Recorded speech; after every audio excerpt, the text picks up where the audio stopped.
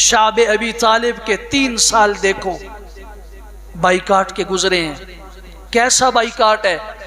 گھاٹی ہے، اس گھاٹی کے بیچ میں مسلمان ہیں، گھاٹی کے ایک طرف بھی مشرکین کا پہرا، دوسری طرف بھی مشرکین کا پہرا، 2 طرف سے پہاڑ، 2 طرف سے راستہ، راستے کے سروں پہ پہرے دار کھڑے ہیں، دن کو بھی رات کو بھی.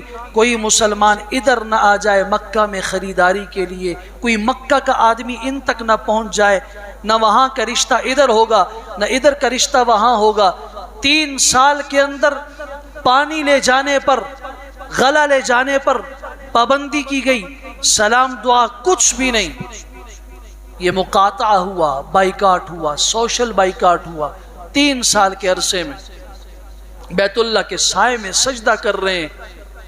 ابو جہل کہتا ہے کون ہے جو جا کے کسی اونٹ کی بھاری اوجری لے آئے، اور وہ لانے والا عقبہ بن ابی معیط لا کے رسول اکرم صلی اللہ علیہ وسلم کے سجدے میں آپ کی پیٹھ مبارک پہ ڈال دی. ہٹانے والا کون تھا؟ سیدہ فاطمہ الزہرا کو پتہ چلا.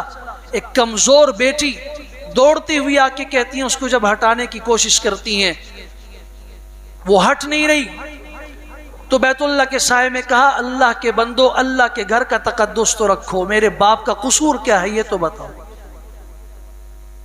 کون سی تکلیف ہے جو نہیں آئی؟ لیکن مجھے کوئی ایک آدمی سیرت النبی کی روشنی میں بتائے کہ رسول اکرم صلی اللہ علیہ وسلم نے ان حالات کا مقابلہ منفی انداز میں کیا.